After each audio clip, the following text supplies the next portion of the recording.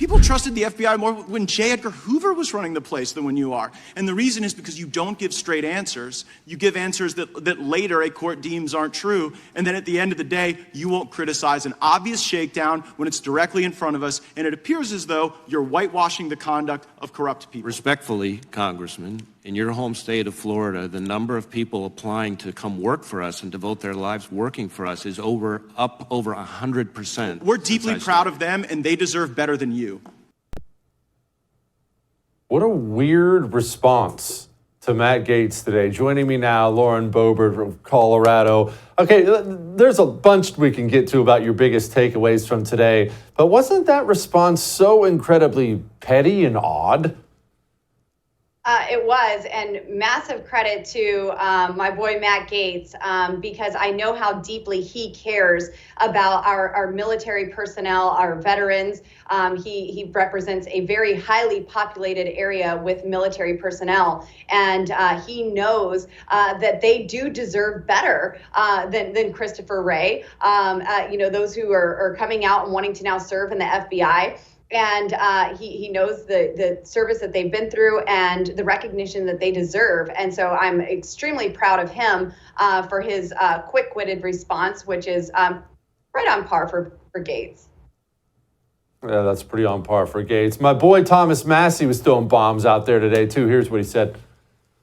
The Bank of America, with no legal process, gave to the FBI gun purchase records with no geographical boundaries for anybody that was a Bank of America customer. Is that true?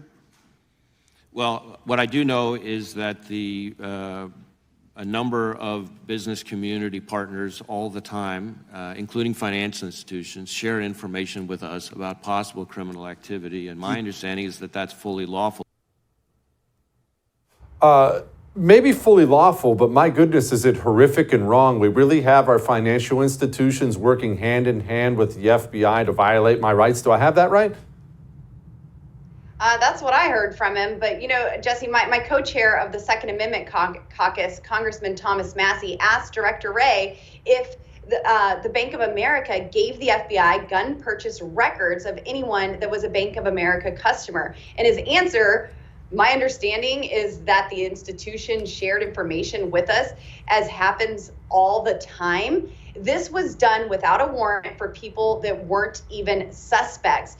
Equally troubling, Judiciary Chairman Jim Jordan also showed emails between the FBI and Bank of America making clear that Bank of America also agreed to turn over any historical purchases of firearms to the FBI going back 6 months for all customers in the Washington, D.C. area. I am absolutely furious that American companies are sharing Americans' private data with the FBI, and this invasion of lawful gun owners' privacy can't be tolerated. This is something that we absolutely have to put to an end. But I mean, this entire testimony, Jesse, under Christopher Wray's reign, we have seen that conservative speech is censored. Pro-life Christians are labeled domestic terrorists, and whistleblowers are even retaliated against. So it's no surprise that even our privacy and our Second Amendment rights are under attack by Christopher Wray.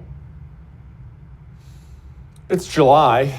Joe Biden still hasn't been impeached, but that doesn't mean some people there aren't actually trying. Someone tried to impeach him over the border. Who was that anyway? Yes, this little girl likes to run her mouth from Colorado. So Jesse, I got really frustrated because I had approached chairman about impeachment inquiries, going through that process in committee, inquired through leadership and others if we were actually going to do something. And the answer was repeatedly no. So I decided to take control of the House floor and do a little legislative business myself. And I called up my articles of impeachment for Joe Biden for his dereliction of duty at the southern border. He has failed to faithfully execute our nation's immigration laws, and we have millions of illegals coming into our country. But worse than that, the human trafficking that is taking place, the children who are being trafficked, the some 85,000 children that have gone missing, the children and adults who are dying from fentanyl poisoning because of these wide open border policies. These are all directly related to Joe Biden's failures, or maybe in his eyes, success at the southern border, because I don't think he has an intent to secure it. So I forced the conversation of impeachment for Joe Biden. And I was able, for the first time in nearly 50 years, a Republican was able to get an impeachment inquiry sent to committee to be brought up. This will go to the Homeland Security Committee with Chairman Mark Green. But we have got to keep that pressure on to make sure that these articles actually come up in that committee. Because, Jesse, if they don't, then we're going to go right back to square one. I'll call up more articles of impeachment on the House floor and say the time for debate, the time for markups, investigations and hearings is over. It's a straight up and down vote. Are you impeaching Joe Biden? Yes or no? I like it. Go get him. Lauren, thank you. Thanks, Jesse. Are you tired of watching your beloved nation fall prey to the insidious grip of communism? The Anti-Communist Manifesto by Jesse Kelly is the ultimate guide to fighting back against this destructive force. Discover the shocking truth about communism infiltrating our education system, corporations, and even environmental movements.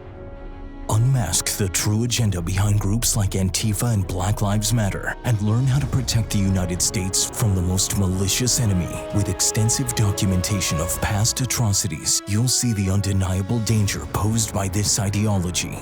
Arm yourself with knowledge and join the fight to preserve the American way of life.